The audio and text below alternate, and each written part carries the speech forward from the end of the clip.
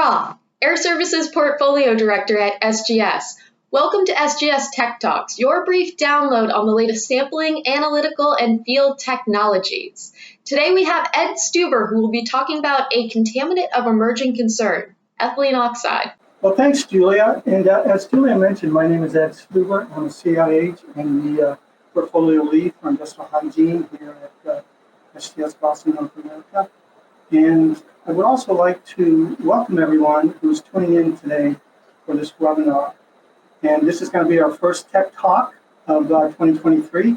And we're going to be discussing ETO, ethylene oxide, and the update from the ITRC. If you're not familiar with the ITRC, before today, we will be after this webinar. And we're also going to discuss SGS's capabilities as it pertains to ITRC. The agenda today is pretty short and sweet. We're going to talk about ethylene oxide. We're going to introduce you to the ITRC and what it's going to mean to you as far as this document and the timeline. And then what capabilities SGS Gossamer Laboratory has. And then I'm going to give you some takeaways that I hope everyone gets from this timely and important subject matter. So why ethylene oxide? Well, ethylene oxide is not your typical VOC. To sample and analyze for it takes some special requirements. We're going to talk about that. But as recently as 2016, the US EPA issued a new assessment of ethylene oxide that classified it as carcinogenic to the humans and actually found it even more potent as a carcinogen via inhalation than it previously had thought. So ethylene oxide, if you're not aware of it, I'll give you a little brief history, or not history, but an explanation of it. ETO is a flammable porous gas, so there's no detecting it, or seeing it, or being aware of it. It's used primarily to make other chemicals. If you look down below, 97% of the use of ethylene oxide is used to make antifreeze, the stuff that you put in your car, your radiators, etc. The other 3% is split between sterilization, primarily used in hospitals and other health facilities, and then a small portion used for the fumigation of food products, particularly spices. Now, currently, there's some issues and questions about the background of ETO, similar to the background of lead and other situations. Where's this ETO coming from, and what is the background? Is it from source emissions? Is it from nature, etc.? And the ITRC is looking into what that background is and how to better differentiate between emission points and background. And we're going to go over that. So, intro to the Interstate Technology and Regulatory Council, the ITRC, as it's better known. What is the ITRC, and how does the Gossamer fit into all this? Well, the short answer to what is the ITRC is it is a state-led environmental coalition working to create innovative solutions to address the environmental challenges within the U.S.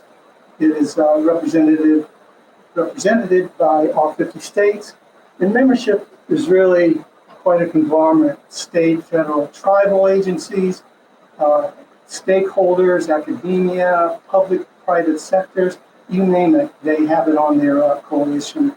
But currently, the ITRC has 12 teams, and these teams that SGS is working with closely to develop these documents would be the ethylene oxide that I'm on, the passive monitors, which I'm also on, which is one of the newer teams that have been developed by the ITRC. PFAS and contaminants of emerging concern also have SGS compadres and colleagues on those teams. So we're producing a product here of training and knowledge to address the environmental challenges of ETO. So this document, what is it and what is the timeline? So we've been working on this for over a year, hard to believe, but currently it's about 80 pages. It won't get any longer. It may get shorter, but it certainly won't get any longer now. And it consists of 10 separate sections, each with their own team members. I happen to be on the sampling and analysis team, which fits my expertise and experience. And right now, everyone is dotting their I's and crossing their T's on this document to get it ready for the next phase. The most important thing to remember about this document that it's only covering ambient emissions. It is not covering any OSHA compliance or worker exposures. We'll get into that a little bit at the end. The timeline on this document is right now, as I said, we're going through an internal review, which will be due by the end of the beginning of February, which then will send this document to the external review panel, which will have a couple of months to do their unbiased peer review. We'll get that back in June and send it to the editor for editing and compiling, and then we'll start the drafting on any training documents that need to go along with the document. Come July, midsummer, we'll send it to the web developer, and the training document should be finalized. In August, everything should come together. The website goes live with the document, and training will begin. So it's pretty ambitious to do all this, but we feel that's a good timeline, and hopefully none of it will slip. So, how does STS Gaussen fit into all this? Very, very nicely, is the short answer to that. The capabilities that SGS has as it pertains to ambient emissions, the method that is being discussed that is in the document is EPA TO15. But as I mentioned to you before, it's a strange animal. It's not like any other typical VOC. It needs to be done by itself as a VOC, and it's got certain quirks that need to be utilized within the methodology of it. It's a rather expensive single compound to analyze for. The detection limits can vary, whether or not you're using 1 liter cans or smaller. We can get down to the 0.2 ppb, 6 liter cans, which is what most people will use when they're dealing with ambient emissions of ETO. We can get down to the 40 part per trillion, 5 times lower than with the 1 liter cans. It's a 10-day turnaround time, a little bit longer than our normal turnaround time, but we don't charge it for the can or the regulator. Now, currently, SGS Gaussen in Syracuse, New York, is the only network laboratory out of over 2,000 labs and offices in 150 countries that SGS has. That tells you the difficulty of trying to do a good job in analyzing ethylene oxide. There might be a handful at the most of other commercial labs. I'm not aware of any that I could mention or I would. But I'm sure there are at least a few. But a lot of these labs that do this type of work are government laboratories or maybe academia. EPA has labs, things like that. But we here at Gaussen can certainly handle any ETO capabilities that you might need. So alternative methods for ETO, dealing with OSHA compliance, obviously with the 6 liter canister, you're not going to strap it onto an employee to see what their exposure is to ETO. That's if you can picture that in your mind, it's pretty funny. But there are alternatives for employee exposure, OSHA compliance for ETO, and we can do both of them for you. We can use a passive monitor, a passive badge, or the typical pump and tube methodology. Both of them are much more cost effective, about 60% less cost than your canister ETO.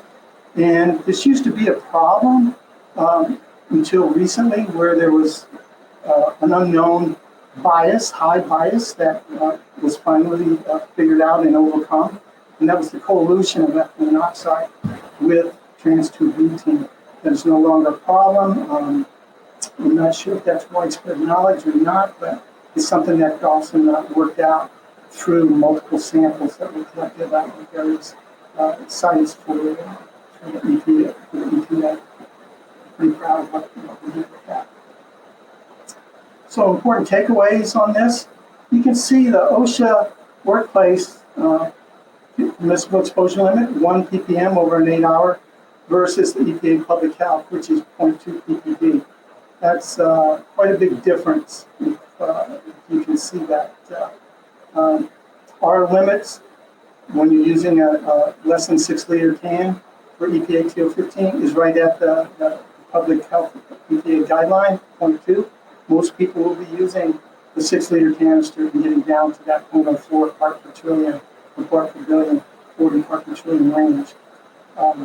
So that's why it's important that we use TO15 to do ambient air or emission detection, and that you can't do that with a pumping tube or a passive monitor. So let's talk about future possible developments. Should there be other commercial laboratories? Certainly, there's no need to have just a handful of labs that can do this. Hopefully other SGS laboratories, maybe out of Houston, maybe out of Florida, and maybe out of Dayton, New Jersey, but we should have other laboratories internally that can do this, as well as other commercial laboratories out there in the United States and abroad.